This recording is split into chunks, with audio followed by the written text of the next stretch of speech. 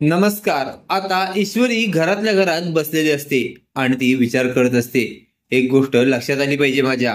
आपल्या आयुष्यात जे आपल्याला भेटतं ते आपल्यासाठी स्पेशलच असतं आणि जे आपल्याला मिळत नाही ते सुद्धा आपल्यासाठी स्पेशल असतं. आता हे मला कळलं पाहिजे आणि जे काही माझ्या आयुष्यात अजूनपर्यंत मला जे मिळाले ते सगळं स्पेशल आहे, कारण ते मला मिळालेलं आहे. आणि जे मला मिळालेलंच नाही ते सुद्धा स्पेशलच आहे, कारण ते मला मिळालेले नाही आणि मी त्याला मिळवू सुद्धा शकलेले नाही, असं ईश्वरी बोलत असते.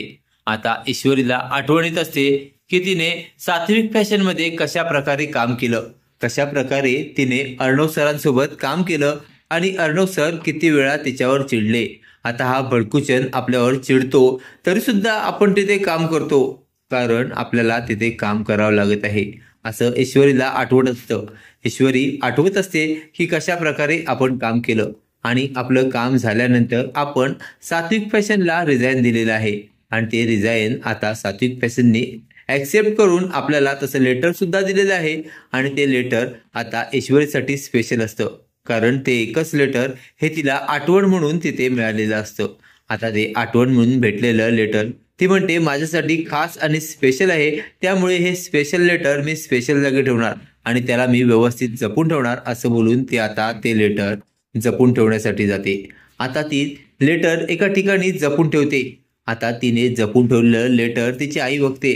तिची आई बघते आणि म्हणते, बाळ ईश्वरी, मला सांग, हे सात्विक फॅशनला तू काम करत असताना तू ते दिलेलं रिझाईन लेटर आहे ना?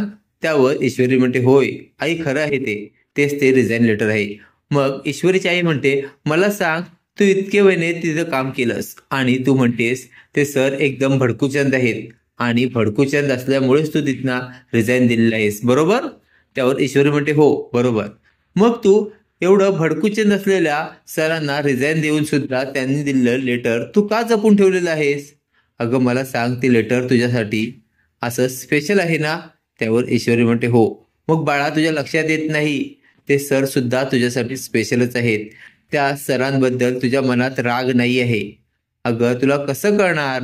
आता ईश्वरी ही तिच्या आईकडे बघत बसलेली असते, कारण ईश्वरीच्या आईने ईश्वरीला चांगला असा मार्ग दाखवलेला असतो की अर्णव हा खरंच भडकूचंद असला तरी तो ईश्वरीला हवा हवासा आहे आणि त्याच्याशिवाय ईश्वरीला बिलकुल करमणं शक्यच नाही. आता ईश्वरीच्या सुद्धा हे लक्षात आलेलं असतं. ईश्वरी सुद्धा आता अर्णव बद्दल विचार करत असते.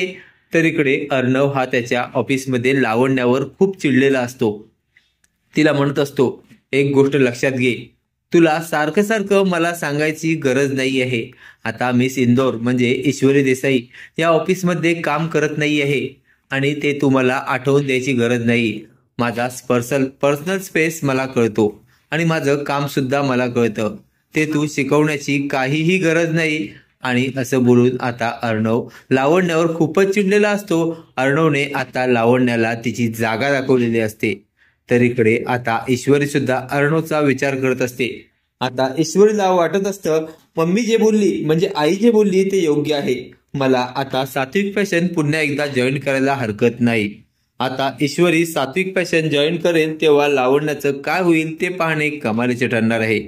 असेच मालिकेचे नवनवीन अपडेट पाहण्यासाठी व्हिडिओला लाईक आणि चॅनलला सबस्क्राईब करायला विसरू नका. थँक्यू.